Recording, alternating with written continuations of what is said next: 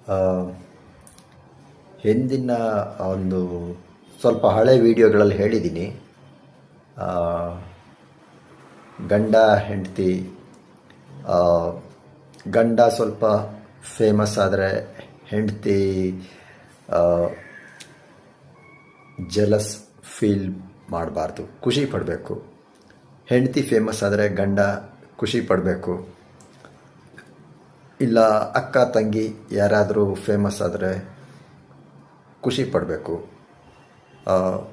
ಹಾಗೆ ಅಣ್ಣ ತಮ್ಮ ಯಾರು ಫೇಮಸ್ ಆದ್ರೂ ಖುಷಿ ಪಡಬೇಕು. ಸೊ ಇನ್ನೊಬ್ಬರು ಈಗ ಫ್ರೀಡಮ್ ಏನಂತಾರೆ, ನಾನು IT ಜಾಬು ಬಿಟ್ಟು ಈಗ 1 ವರ್ಷ ಮೇಲಾಯಿತು. ಇನ್ನೂ IT ಇಂಡಸ್ಟ್ರಿಲಿರೋ ಫ್ರೆಂಡ್ಗಳು ನಾನು ಮತ್ತೆ IT ಗೆ ಬರಬೇಕು ಅಂತ ಅವರಿಗೇನೋ ಇವನು ಹೊರಗಡೆ ಕಷ್ಟಪಡ್ತಾ ಇದ್ದಾನೆ, IT ಗೆ ಬಂದರೆ ಮೊದಲಿದ್ದ ಪ್ಯಾಕೇಜು ಅಷ್ಟೇ ಸಿಗತ್ತೆ, ಮತ್ತೊಂದು ವರ್ಷದಲ್ಲಿ ಮತ್ತೆ ಜಾಸ್ತಿ ಮಾಡ್ಕೊಬೋದು.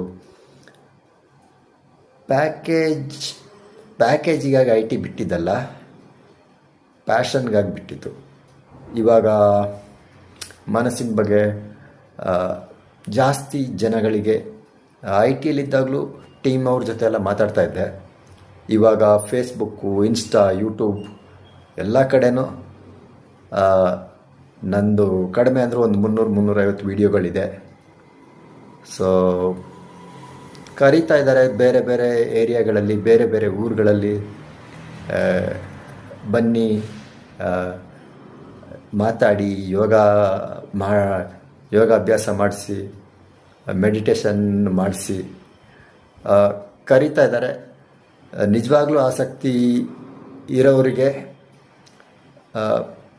ಸರಿಯಾದ ಪ್ರಿಫರೆನ್ಸ್ ಕೊಡಬೇಕು ಅಂತ ಕೆಲವೊಂದು ಆಫರ್ಗಳನ್ನು ನಾನೇ ಅಕ್ಸೆಪ್ಟ್ ಮಾಡ್ತಾ ಇಲ್ಲ. ನಿಜವಾಗ್ಲೂ ಆಸಕ್ತಿ ಇರೋರಿಗೆ ನಾನು ನಿಜವಾಗ್ಲೂ ಆಸಕ್ತಿ ಇರೋರಿಗೆ ಖಂಡಿತವಾಗ್ಲೂ ನಾನು ಅವ್ರ ಜೊತೆ ಅಭ್ಯಾಸ ಮಾಡ್ತೀನಿ.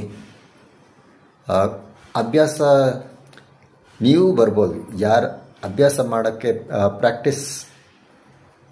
ಮೆಡಿಟೇಷನ್ ಏನೋ ಪ್ರಾಕ್ಟೀಸ್ ಮಾಡೋಕ್ಕೆ ಎಲ್ಲರೂ ಬರ್ಬೋದು.